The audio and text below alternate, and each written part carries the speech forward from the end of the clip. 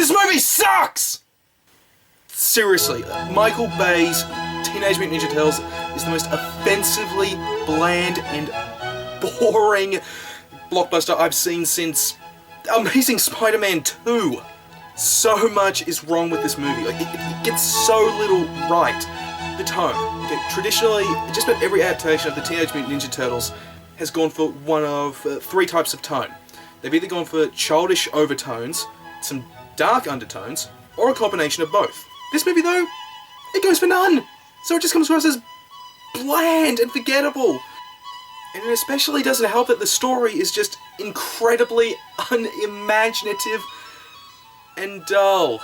The original script for this movie, now called Beyond the Blue Door, it was terrible, no question, but it had more imagination in it than what they ended up going with. As I said before, the story is a dull slog, with important plot points just occurring out of convenience and chance. The whole story just reeks of laziness and uncreativity. Though I will admit, Shredder does look pretty badass, but he's undermined by the huge fact that he isn't built up. If you go back and check out the original Teenage Mutant Ninja Turtles movie, as well as the cartoons, they always build Shredder up, the most iconic villain of the series, or the franchise as a whole. They build him up, a big epic showdown, they can look so badass, but in this movie, they don't build him up at all. They just show him in shadow, and then he's put in a suit of power armor and on full display. And it also makes the final fight scene between Shredder and the Turtles, like just about every scene in the movie, forgettable. Okay, now, you can't critique this movie's story without spoiling a few points, so spoiler warning.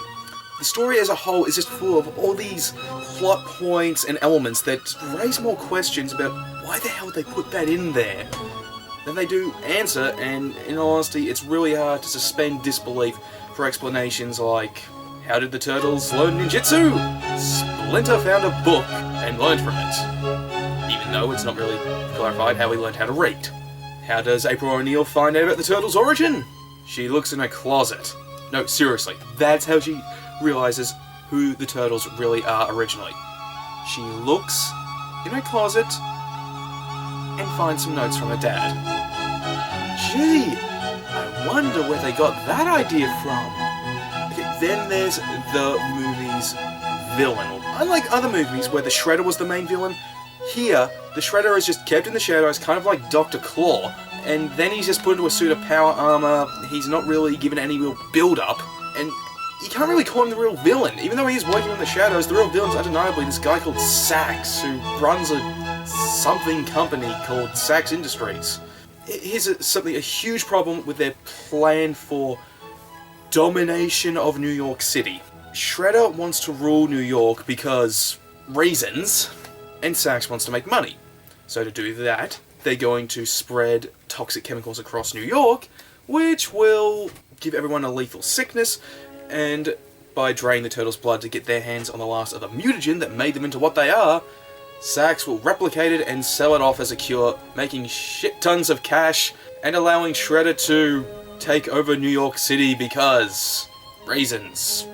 Did they honestly read the script they wrote? And oh god, then there's the Foot Clan. Oh Jesus, the Foot Clan. In the original script for this movie, the Foot Clan were going to be a rogue Black Ops team. For this movie, they made them back into ninjas. Only they really didn't. They just look like a friggin' random stock military unit that, in trying to look like ninjas, it just looks like they're wearing blackface masks into combat. So, in summary, the Foot Clan, they look less like ninjas and more like an army going into battle in blackface. And as for the climactic battle between the Shredder and Turtles,